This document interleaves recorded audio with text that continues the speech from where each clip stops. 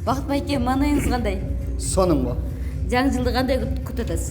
Жаңа жыл Құдайға шүкір, жаратқаным жалғасын дейді. Бар жақсы ойменен, жақсы тілекменен күтіп отырмыз. Елге қалу тілейіңіз? Ардайым елім бар болыңыздар, маңайыңыздар жарық болсын. Құдай Таламыз кешік беріп, жаратқаным жалғасын дейді. Баяғы Құдай Талам бөдерстан шығарылып, елім аман болсын дейді. Жаңы жылыңыздар менен.